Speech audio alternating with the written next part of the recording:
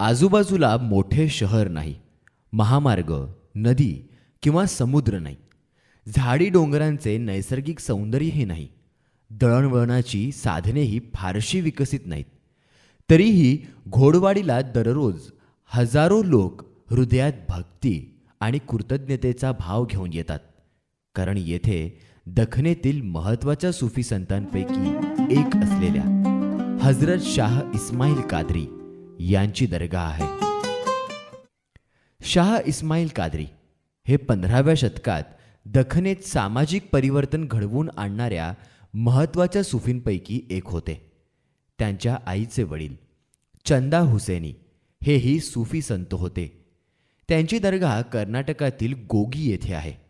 त्यामुळे इस्माईल कादरी यांच्यावर लहानपणापासूनच सुफी संस्कार होते. मात्र त्यांनी थेट सुफी चळवळीत सहभागी होण्याऐवजी उपजीविकेसाठी बहामनी राजवटीच्या शाही सैन्यात दाखल होण्याचा मार्ग स्वीकारला. ज्यावेळी इस्माईल शाह कादरी बहामनी सैन्यामध्ये दाखल झाले त्यावेळेस हुमायूं शाह सत्तेत होता. हुमायूं शहानं अनेक वादग्रस्त निर्णय घेतले होते, त्यामुळं त्याच्याविषयी जनतेमध्ये बऱ्यापैकी रोष होता. हुमायूं शाह असे वादग्रस्त निर्णय घेत असतानाच इस्माईल शाह कादरींनी सुफी चळवळीच्या प्रसारासाठी वेगवेगळे प्रयोग राबवायला सुरुवात केली होती. व्याख्यानं आणि प्रवचनांच्या माध्यमातून त्यांनी अनेक हिंदू कुटुंबांसोबत संवाद स्थापित केला होता. एका ब्राह्मण कुटुंबाचा स्नेह देखील याच काळात वाढीस लागला होता. याच दरम्यान हुमायूं शहानं या ब्राह्मण कुटुंबातली एक मुलगी पळवून आपल्या राजमहालात नेऊन ठेवली. त्यानंतर त्या ब्राह्मण कुटुंबानं इस्माईल शाह कादरींची मदत मागितली. इस्माईल शाह त्या ब्राह्मण मुलीला सोडवायला राजमहालावर पोचले, पण त्या ब्राह्मण मुलीनं मुसलमान हे गोमांस खातात, त्यामुळं आपण तुमच्यासोबत येऊ शकत नाही अशी भूमिका घेतली. त्यावेळी इस्माईल शाह कादरींनी यापुढे मी अथवा माझा कुणी अनुयायी हा गोमांस भक्षण करणार नाही असं वचन त्या मुलीला दिलं. त्यानंतर ती मुलगी हुमायूं शाहच्या तावडीतून परत आली, इस्माईल शाह कादरींच्या घरी राहायला लागली. हे वृत्त हुमायूं शाहला कळाल्यानंतर हुमायूं शहानं सैन्याची एक तुकडी इस्माईल शाह कादरींवर कारवाई करण्यासाठी पाठवलेली. इस्माईल शाह कादरी यांच्यावर ही तुकडी चालून आल्यानंतर इस्माईल शाह कादरी आणि त्यांच्यासोबत असलेल्या शिष्यांनी त्या ब्राह्मण मुलीच्या शील रक्षणासाठी या तुकडीचा सामना केला. या चकमकीमध्ये नत्थरशाह कादरी आणि बहाउद्दीन बागमार या 2 शिष्यांना हौतात्म्य पत्करावं लागलं. यापैकी नत्थरशाह कादरी यांची दरगाह आजही भालकी तालुक्यामध्ये आपल्याला पाहायला मिळते. त्यामुळे जवळपास 600 वर्षांनंतरही त्यांचे सर्व सेवेकरी आणि अनेक भक्त गोमांस खात नाहीत. घोडवाडी परिसरातही अनेक शतकांपासून गाय कापल्याची घटना घडल्याचे ऐकिवात नाही. या घटनेनंतर इस्माईल कादरी आपल्या कुटुंबासह घोडवाडी येथे स्थायिक झाले. त्यांच्या पत्नीचे नाव जोहरा बीबी होते, तर त्यांच्या मुलांची नावे शाह फैजुल्लाह, शाह चंदा कादरी आणि शाह मेहताब अशी होती. इस्माईल कादरी हे केवळ आध्यात्मिक संत नव्हते, तर सामाजिक परिवर्तनाचेही पुरस्कर्ते होते. इस्माईल शाह कादरी ज्यावेळेस घोडवाडी परिसरात येऊन राहायला लागले त्यावेळेस इथं शिंदीची झाडं मोठ्या प्रमाणात होती.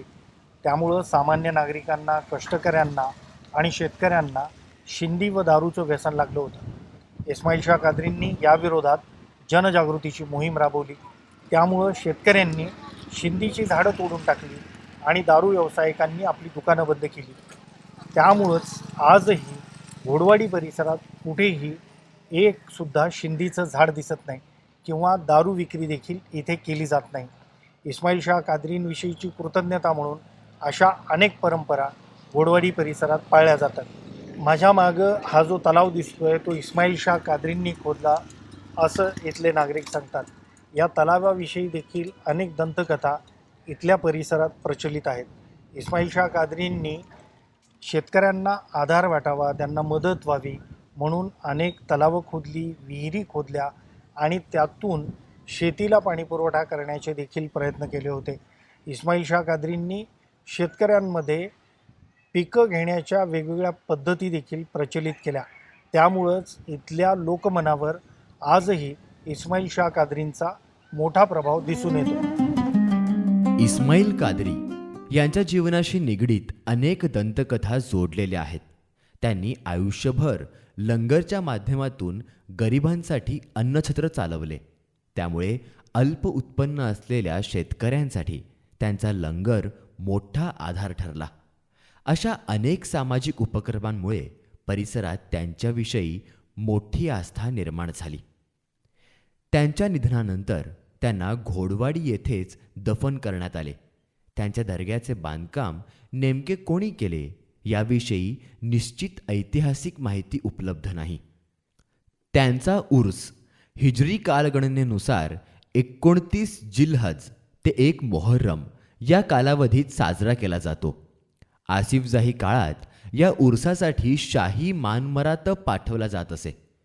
पायगाह या प्रशासकीय विभागाचे अधिकारी उर्साच्या व्यवस्थेची जबाबदारी सांभाळत असत. उर्साच्या काळात घोडवाडीत लाखो भाविक येतात. दखनेतल्या अनेक महत्त्वाच्या दर्गांना आपण भेट दिली आहे. त्या दर्गांची वास्तुशैली, त्याचा इतिहास हे सारं काही आपण तपासून पाहिलं आहे. पण घोडवाडीतली जी दर्गा आहे ती दखनेतल्या इतर दर्गांपेक्षा खूप वेगळी आहे. इस्माईल शाह कादरींच्या दर्गाला कोणतीही ऐतिहासिक इमारत जोडलेली नाही आहे. दर्गावर विशिष्ट प्रकारचा घुमट किंवा मिनार देखील नाही आहेत. दर्गाच्या आसपास कोणतंही ऐतिहासिक स्मारक देखील नाही आहे.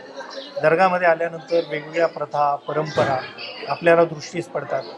विविध धर्माचे लोक येतात.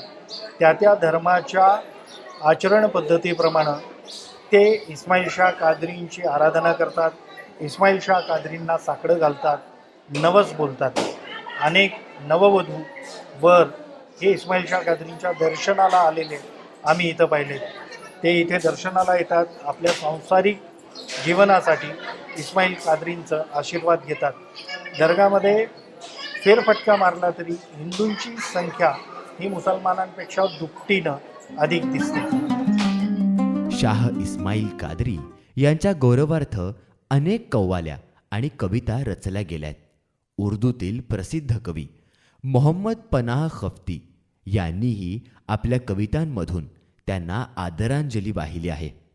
ते म्हणतात, है वाकिफ रमजे खफी व जली सय्यद इस्माईल शाह वली, मकबूल एक जनाबे लम यजली सय्यद इस्माईल शाह वली.